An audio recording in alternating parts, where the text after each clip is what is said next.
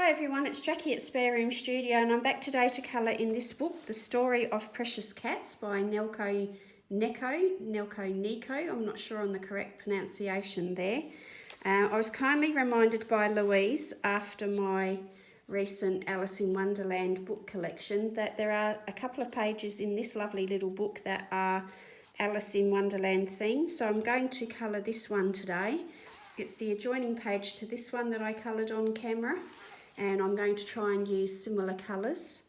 So I've got my various watercolour sets that I've started to accumulate. So I've got the Koi watercolours, Pocket Field sketchbox, that was the gift from Sakura Australia. I've got the Van Gogh Pinks and Violets pocket box that came from Royal Talons. That was a giveaway that I won. And I recently purchased these two sets off of Amazon, the Kuretake Genzai Tambi Gem Colours and Pearl Colours.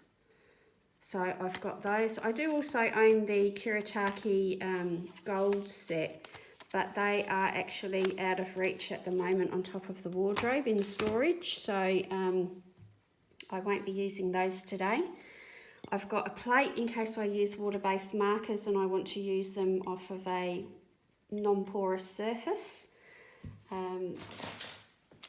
These are the water-based brush tip markers that I have with me to hand, and I think that's covered about everything that I need to tell you. Oh, and I've got a selection of water brushes.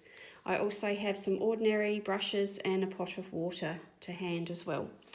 So let's just get started. Sorry for a bit of camera wobble there.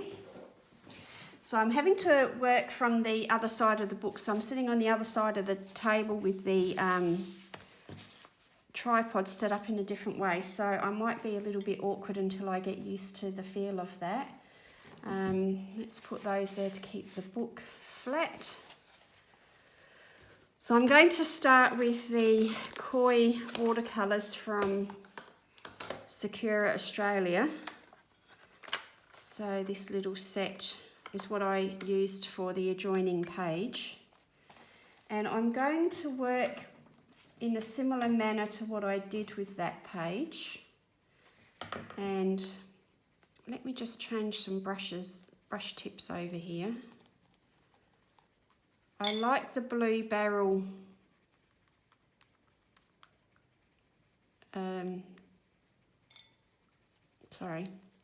I like the blue barrel because the water seems to come through those or squeezes out of those better, and I want that tip on there. So let's just change that about. I've also got these Chromatech water brush pens that Joe at 120 Colours gave me, so I may be dipping into those ones as well if I need them. So let's see how I go. I'll get started. Actually, I don't need that plate just yet. We'll pop that onto there, and I'm going to try not to splash anything on that page that I've already coloured. Let's get this paper off to the side. Get those lids off. Okay, it's taken me a while to get started, but let's give it a go. So what I'm going to try and do is a very washy background starting up here in this corner. I don't normally like to start with the backgrounds, but because I'm colouring on camera for you guys, it makes sense to start up here so that I don't have to wait for the page to dry. And what I'm thinking about doing is I'm just using the wet brush to pick up a bit of colour off of the palette there. And I thought if I just drop the colour in and let it blend out, my plan is to have the background in greens and sort of dappled, you know, like when a forest has light coming through it and it's dappled light and so on, and you get that almost bokeh effect, but lots of greens and what have you. That's sort of what I'm thinking about here as I'm working. And I'm not being overly careful I'm just going to let some of this all bleed. And what I might do with this page is, because I'm not sure how this background's going to work, I might come back with coloured pencil and strengthen up some areas if I feel like they need extra details and colour and so on. Or I may indeed just do it all watercolour. At this stage I have no plans. We'll just see how things evolve as it goes along. And if you've been following me from the beginning, you know that's pretty much my approach to everything. I might have a rough beginning idea of what I want the page to look like, or perhaps colours that I might be wanting to use, but I tend to not plan out the details, and I just let the page evolve. And I want that to be sort of quite abstract in the background. I don't really want it to look too planned out. And what I like to do with these Sakura watercolours, I'm just going to get as close to the edge as I can there. What I like with these watercolours so far is I like to do a bit of a darker colour like that, and a little bit more sort of solid. Sorry, I'm really conscious that I keep saying and a lot, and I'm trying to get out of that habit because it's not a great habit, but when you're thinking on the go, it just happens. So I've just dropped clean water into that darker bit of green there, and what it's doing is it's pushing the pigment off to the edges, and it's going to give me some different hard edge wash looks. I can go over that because that's probably going to end up being a darker colour. I'm just trying to get a few different background effects going so that it's not a flat blended background. I don't want that sort of look, and so I'm just going to add some extra colours in here, a bit of water, let the pigments do what they want to do, and very abstract look is what I'm hoping for.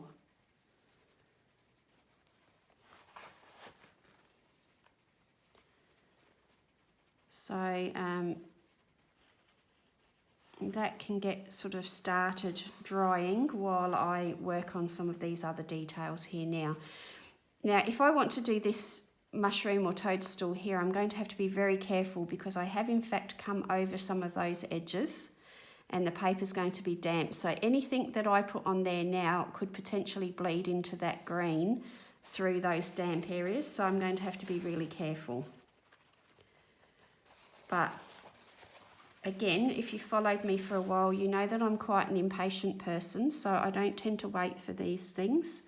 I also record in one go. I don't edit, so you're seeing things in real time as it happens, and the mistakes as well as they happen.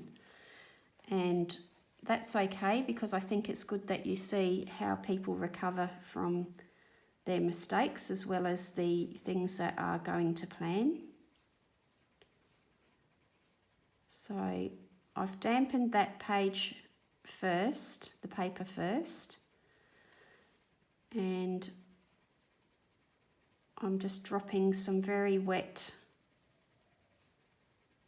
diluted paint into some areas, and then other areas I'm going to lift up colour from the palette, and I'm not going to dilute it. I'm just going to let it blend on the paper with the water brush in whatever way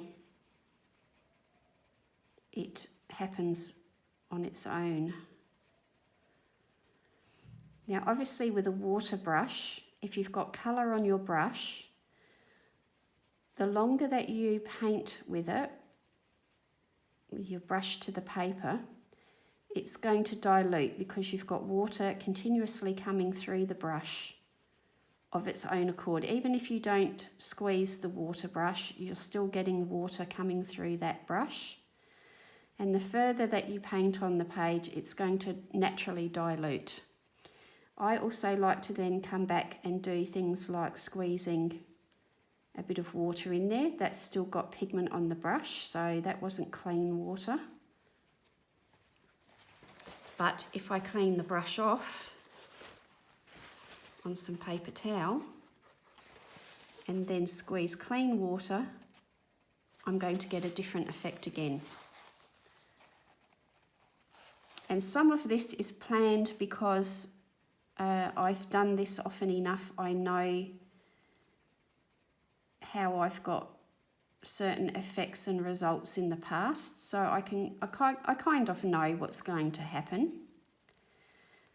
But it is very random. I don't have a lot of control over it, so I have a rough idea how it might work out, but I'm never going to know completely how it's going to look because of the random nature of what I'm doing with the water and the pigments. But that is precisely the look that I'm wanting. So I don't tend to get upset by anything that goes wrong. So I'm just taking a little while to pick up some colour here from this one. I don't tend to then really get upset at the results because I know it's so random when I'm choosing to work this way. So it would be silly for me to then get upset when something hasn't really worked very well. It's more of a learning opportunity.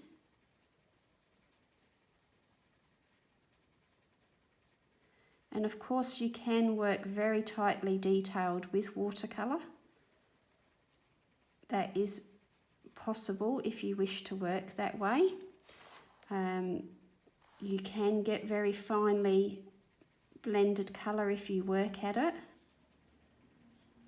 You just need to use your brushes and your paints in a different manner. It's a different technique, but you can get some very, very lovely gradual blends of colour. You know, if you look at examples of watercolour paintings from the past and the, you know, master painters, they created some beautifully blended skies and landscapes and so on with watercolour. So it is very, very achievable if you want to work at mastering the techniques, because you just have to work in a slightly different way. But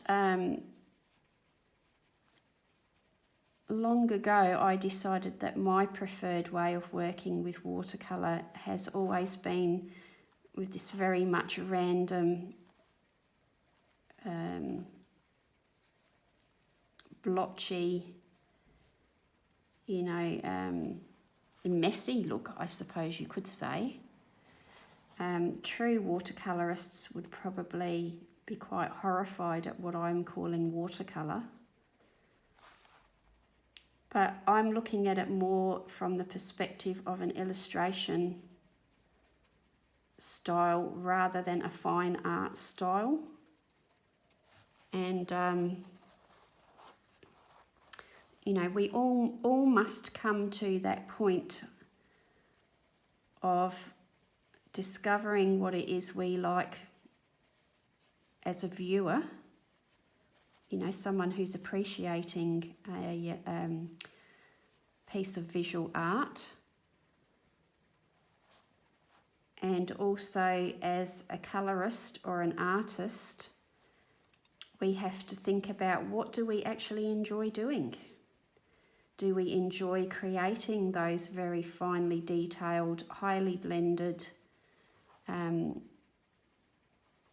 images that are almost sort of aiming for perfection? do we want to achieve that? You know, because as I've told you in the past, I have wanted to achieve that in the past and been quite disheartened when I can't achieve that. It's, you know, I found that I felt quite dissatisfied because I wasn't able to achieve what it was that I was really hoping to do.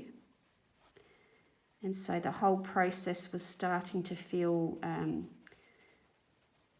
almost like a chore, and there was no real satisfaction from what I was doing. And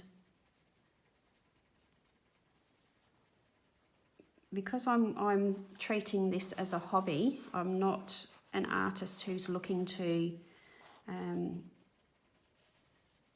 make a career, or I'm not looking to make a living from what I'm doing. It's very much about what makes me feel good, what gives me a sense of satisfaction, you know, that feels like it's been a pleasant use of my time. And I decided long ago, and I'm going to get rid of this brush because it's actually got a problem there with the tip that's not working for me at the moment with the way that I wish to work. So I'm going to pick up another one. So it's very much a personal decision. And let's face it, when you're colouring in a colouring book, it really is just for us. I know we like to share with others and we like to learn from others and others learn from us and so on. And it's a really lovely community and almost collaborative feel of working. But the actual colouring book is just for our own benefit. And when you flip back through your work, through your pages, you know, you want to see a few different things. You want to see progression in your technical skills. But you also just want to see pleasing pictures that actually feel good to look at.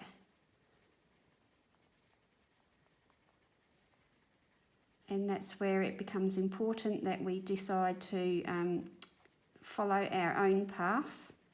You know, it's good to try all the different things and then work out, okay, I don't like that, I do like this. I do like pencils, or I don't like pencils. I don't like markers, but I like alcohol markers, whatever. And through a process of doing and trying these things, we discover what it is we like. And it can take some time. If you're new to colouring, you're still exploring everything and learning everything, and you know, it's very much a tempting hobby when you see hauls and people working in certain mediums and so on, that, you know, you think, oh, I want to try that, and then you get it and decide that I actually don't like that. You know, I like looking at the pictures that other people have created with it, but I don't like it myself. And it's just a process of elimination and trying various things.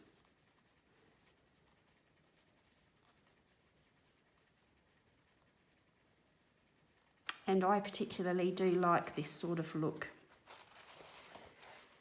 If you saw some of my earlier artworks that I created, you would see that I had a very different approach and a very different goal when I was creating my own original art. My natural tendency as a person is to be very detail orientated. I'm quite picky.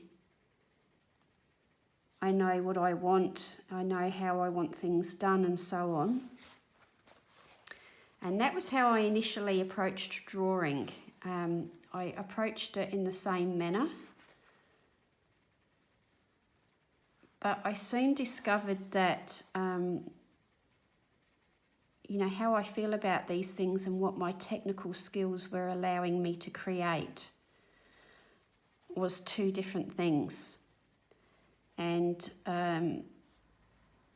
while I developed a fairly good set of skills and was proficient at drawing and painting with watercolors to a certain degree, I haven't ever tried painting with acrylics or oils at this point in time. But, I was proficient. People did like to buy some of my work. I still wasn't quite hitting the mark of what I felt I should be doing. And that's when I started to experiment a little bit more with moving away from that photorealism and precise blending and experimenting with loosening up my style in colouring books, for example.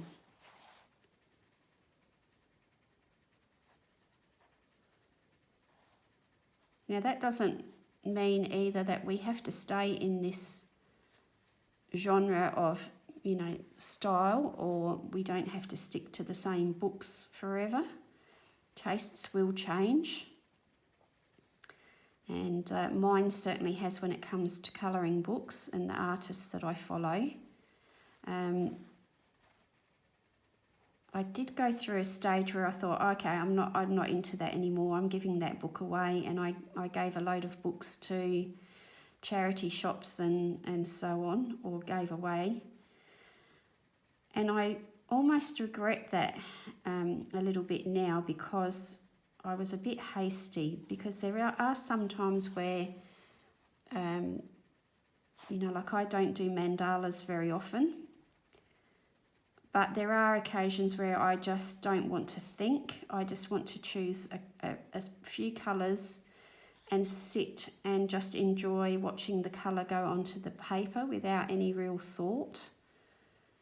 And, I gave away some nice mandala books that I no longer have to do that with. So don't be too hasty if your tastes change a little bit. Especially if it's an expensive book. I'm just lifting off a little bit of colour there because I felt like it was a bit too solid. So what I did is put clean water into that area because it's still quite wet. And I'm lifting the colour back off with the clean brush. And that's diluting the strength of the colour, and it's allowing the white of the paper to start shining through again instead of being all solid.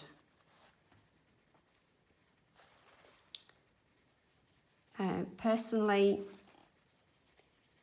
I prefer watercolours to hopefully stay a little bit more light and airy, not too solid.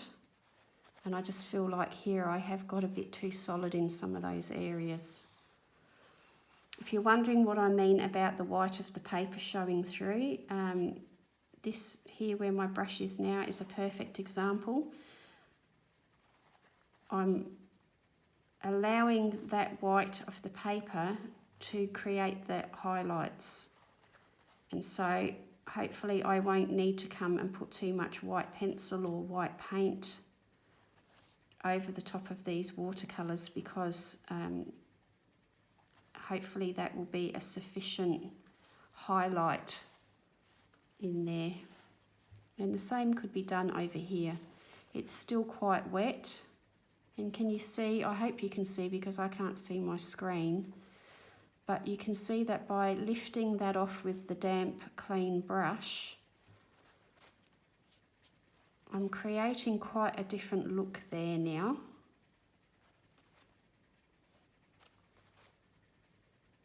And you can do it in a way that there won't be too much of a hard edge there either. So that's one way of lifting off colour when you feel like you've gone a little bit too dark.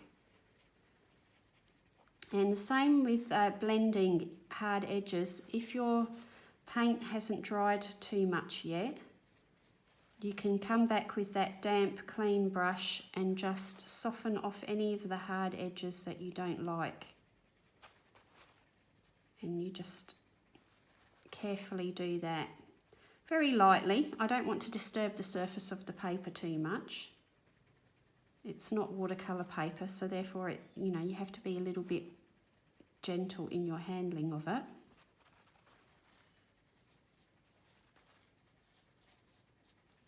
Okay, so we'll let that dry. I do want some deeper areas, heavier coverage, so that, you are allowed to do that. What I'm saying in these videos is all very much my personal opinion, my personal preference. So it's not to ever say that you can't do things other ways to what I'm talking about here. There's many other ways. But if you're interested in achieving similar looks to what I do in my colouring books, this is how I approach it. Okay, so it's quite wet. I'm going to have to be careful not to put my hand in there. I am very good at putting my hand in wet areas. Now, Alice in Wonderland, I've seen some artists will do a yellow dress with a blue apron. Some will do a blue dress with a yellow apron, or something along those lines. And I'm thinking that I'd like to do, we've got yellow up there. I'm thinking a blue dress with a yellow apron might look nice. So I'm just going to wet that very lightly. And this is quite undiluted, non-diluted. Not sure what the word is I'm looking for there. But because yellow is such a light colour, I think I can get away with that being a little bit more solid in its nature. And also, aprons are normally made of a sturdy fabric. They're not flimsy, flyaway, light coloured fabrics. So we want to, or I want to infer that it is in fact not a see-through fabric. It is a solid, sturdy apron.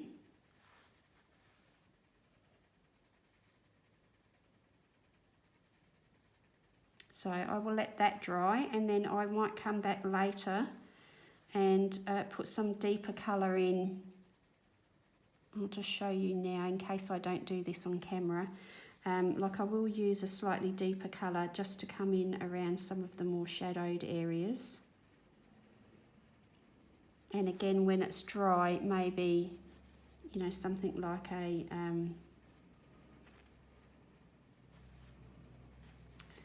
gold or an ochre, something with a deeper colour base will go into those shadowed areas as well.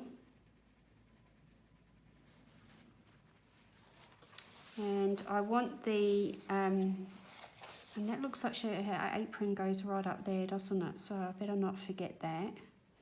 Let's do that now while I think about it. Again, I'm not being overly fussy with my edges, because sometimes with watercolour I like there to be a little bit of a white edge where the colours don't quite meet. So that doesn't bother me too greatly. And I'm just going to wet this part of the skirt. And I'm going to have to be careful here. I'm going to use some blue. And I'm not going to give you the colour numbers or names of these watercolours, because you might have your own set that's got really different colours in.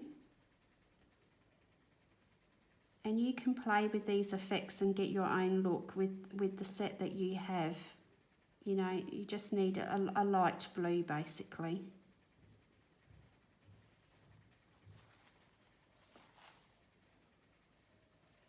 A lot of curated sets will have colours that work very well together anyway. They've been selected to work together.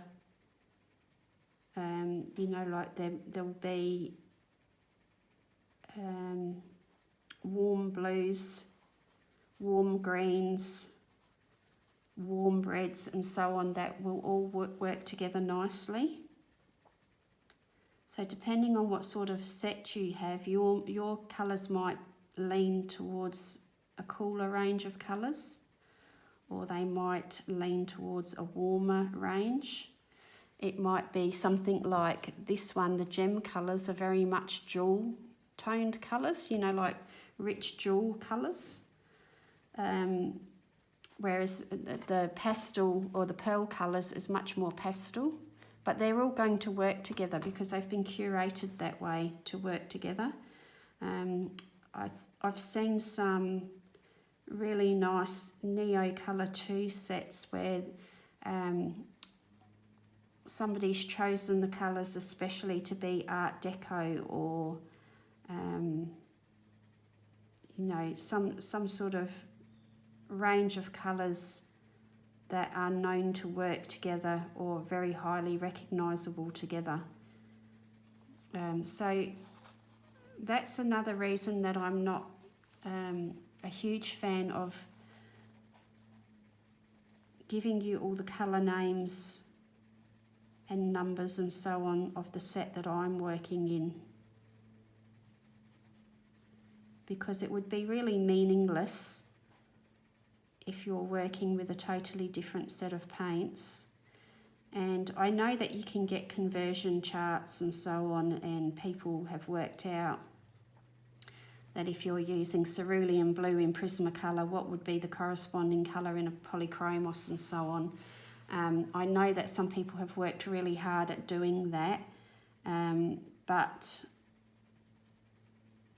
that's never been something that I've ever looked into or used myself. I just tend to have the set that I've got in front of me and choose my colours from it regardless of what I've seen someone else using on a video. So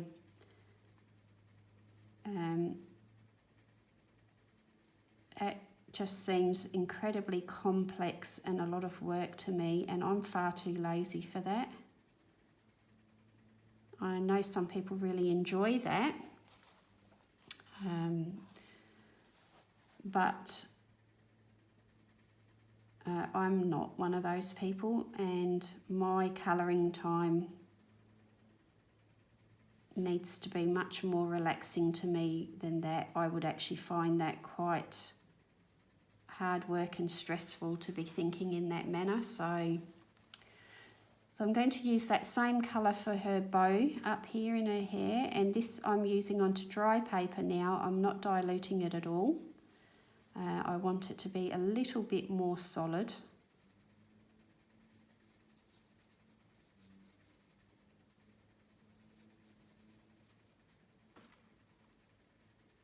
So these bits at the bottom here, that will be in shadow. I'm using a little bit darker and deeper. And then as I move up here, it's diluting with that water brush. The water that's coming through naturally has diluted that for me. And I'll let that dry, and then I can come back later with some details in it. I think I'll keep her petticoat either white or perhaps, you know, an off-white, like a cream or a bone colour, but I'm thinking white.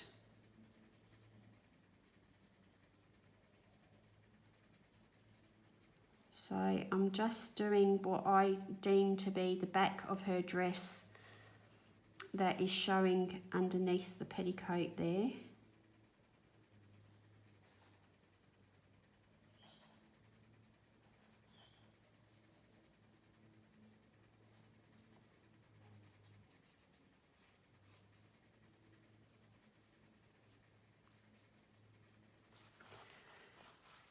And I didn't want to get too close here because the yellow was still damp, but I'm just going to gently encourage the blue to go a little bit closer there. I think maybe a white collar on her dress. Yeah, white petticoat. So now I'm going to move over to this side of the page here. So I'm going to cover that a little bit. And put some greens and so on over in this bit. And I thought maybe this particular plant here, this is a fern, but this one here might have some golden colours on it. If it's sort of autumn time maybe. So I'm going to do a combination of greens and golds and let it all just blend in together. And then later I can put details back in with coloured pencil if I want to. But it's okay if that blends into the background like that as well. To suggest that in the distance out of focus are more of these plants.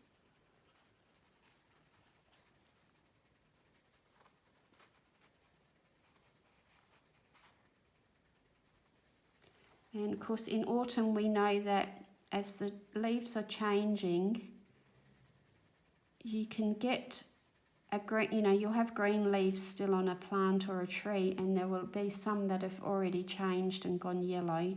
They're not all going to look identical, so that's my thought or reasoning in why I'm working like that.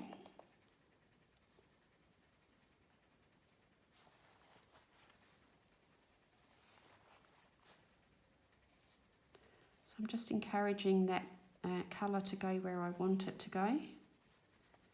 It's not going to stay in the lines. And the grass down here again it's all going to be the same sort of range of colour, but the way that I put the shadows and the coloured pencil, perhaps if I use coloured pencil, will help differentiate some of these plants.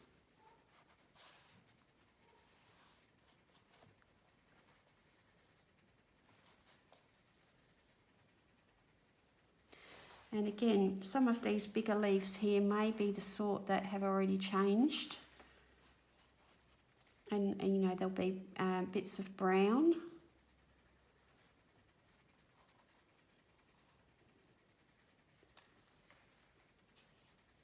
Quite often we get stuck into thinking that all leaves have to be green, or foliage needs to be green. Well, grasses can be brown and other colours and orange and so on as well. So let's put some of that in there to suggest some of that as well.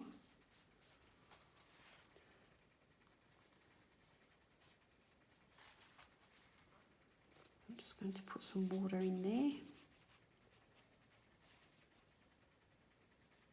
Try not to get it on my mushroom stalk there because I'd like that to stay quite a light colour.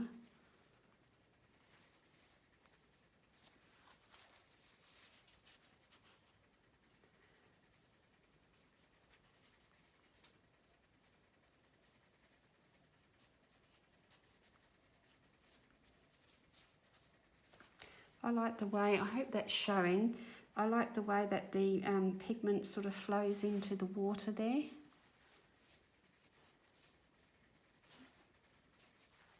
Get that to do it a little bit out into the edges as well. And then you get the new colours where the green and the ochre has blended. I'm actually getting a random unexpected colour there that wasn't planned but looks quite pleasant.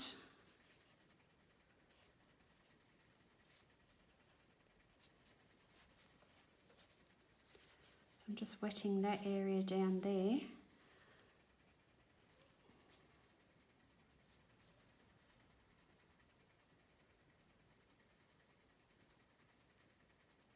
And you can see I'm holding the brush, hopefully you can see, I'm holding the brush quite a way back. And I'm resting my arm way down here is resting on the edge of the table. And the brush tip is actually quite loose and not very well controlled at all. If I was holding it down here much more carefully, I would get a very different look.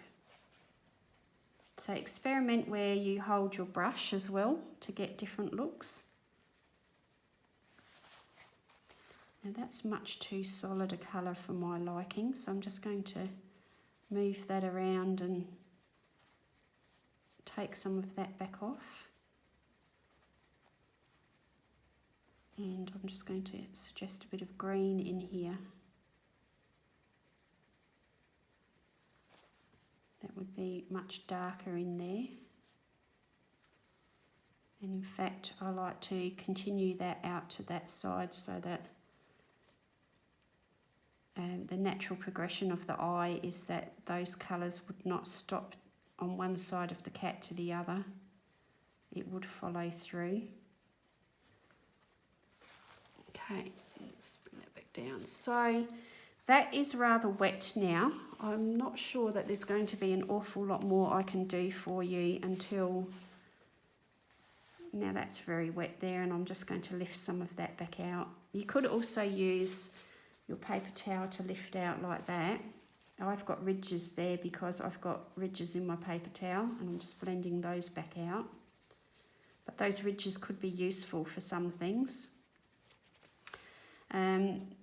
Maybe a little bit on the cat here, and then I'm going to have to let it all dry and come back.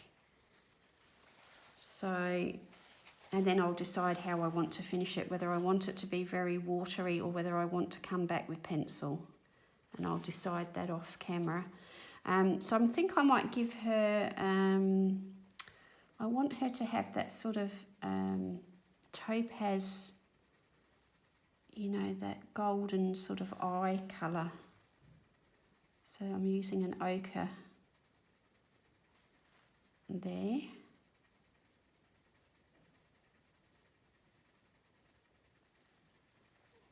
I'm actually going to extend that and actually make it look like she's got a huge big pupil. I'm not quite sure how to do the eyes in this one, to be honest. And I think I'm going to make her, let's make her a random sort of tortoiseshell, my creation sort of cat. I always think of cats as being orange. When I colour cats, I tend to generally do them as orange. And it was only a few months ago that I learnt that most orange cats are actually male. And I had no idea. I have a friend who does a lot of work with cat rescue. And she's a mad keen cat lover. And it was her that told me, so I trust her, what she's telling me, so I believe her. But I had no idea. So she's ending up quite orange anyway, but let's leave that little bit there quite white. I want to do like a bit of a grey.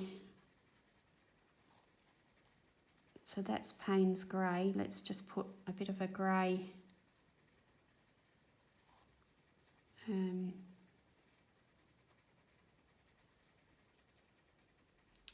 Not a stripe, but sort of a band of colour, I guess. And let's do a little bit of that. Now, I'm not really very familiar with cats. I don't own a cat. I've never owned a cat. I have friends who do have cats, but I don't know much about them. And really, if I wanted to do a believable cat, I should Google some pictures and look at real cats. I'm thinking that really I should have left a bit of white in the eyebrow here. So if you're ever unsure on how to colour something, Google is your best friend. You know, or if you use Pinterest,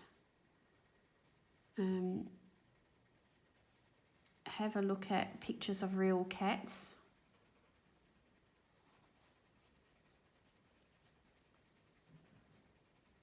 If you want your picture to be believable.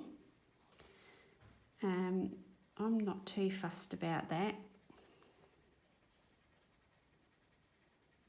I'm also not a big fan of painting in every hair and bit of fur on these sorts of drawings. I feel like when a object is drawn realistically, I try to colour it realistically. So I'm thinking about maybe the artist Tim Jeffs. His animals are very lifelike. Or even some of Kirby's, you feel like you need to do a bit more of a believable animal. But something like this that is really very much like a picture book illustration, I actually don't feel a great need to, I'm just going to dilute some paint off on the palette. I don't know if you can see that, you can. So I want this to be quite a light colour in there. So in these sort of picture book style renditions of animals, I don't feel a need to portray fur or hair really very realistically. And again, that's a personal choice thing. And dare I say, very much a lazy choice.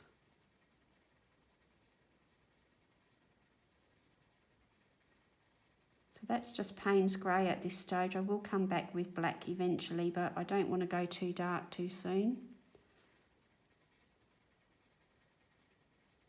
Remember, with watercolour, the order of working is that you work from your very light first, your lightest areas, and work up to your darkest areas, because you can't really lighten watercolour off unless you introduce paint or a white pencil, for example. So I'm not going to go for a very dark black there just yet. With the little cake here, or is it a cake or a sweet lolly? I'm not sure what colour I want to do that. I might actually have to use a water-based marker and introduce a nice pink. Let's have a look at that. So if I get a plate,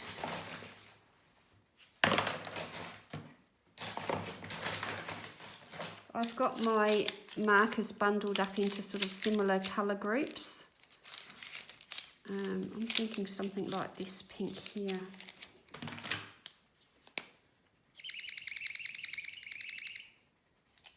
Sorry for that squeak.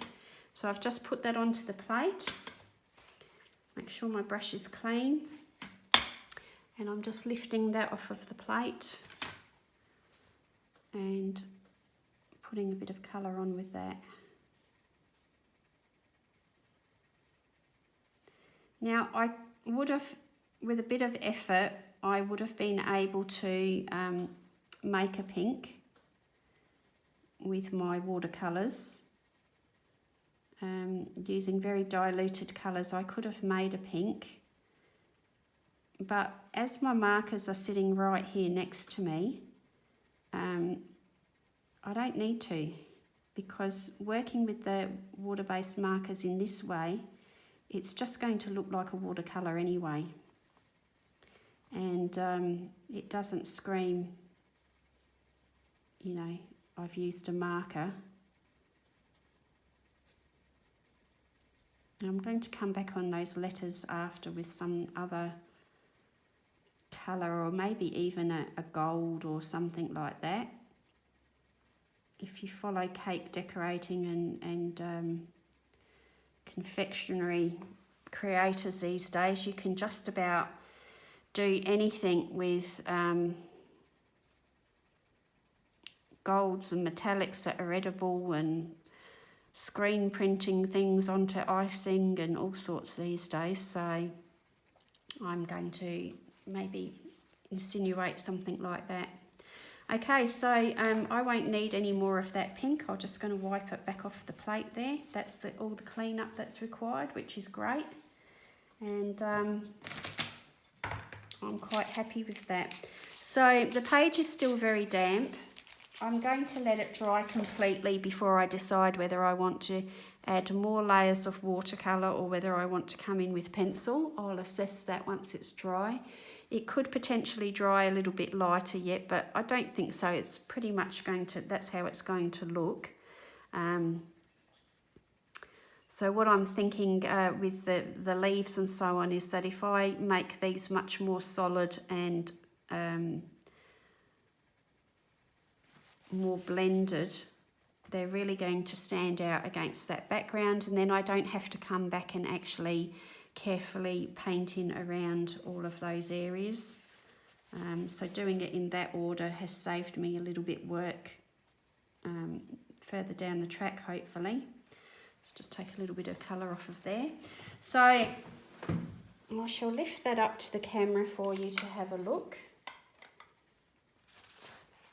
So it's almost an hour that I've been whittering on here to you. Hopefully you've enjoyed that and you are interested in coming back for part 2.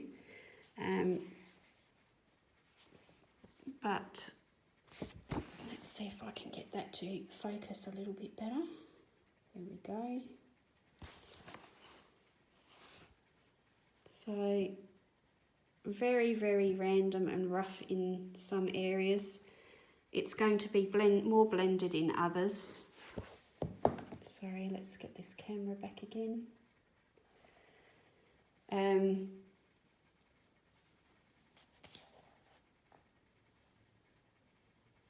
Yeah, it's going to be much more random in other areas and blended in some. And hopefully it will work as a page alongside this one here. This one's got a lot of gold on it, so I'm going to make sure I put some gold on this page. And I may still need to darken up some areas of the background to match in with what I've got on that side if I want it to look like it's really a matching page. But okay, I think that's not a bad start. And I will have a little think about it while it's drying, how I want to finish it off. So thank you for joining me. I hope you are interested in joining me for part 2. And part 2 will be uploaded reasonably soon, I hope. So thanks again for joining me. Happy colouring, everyone. See you soon.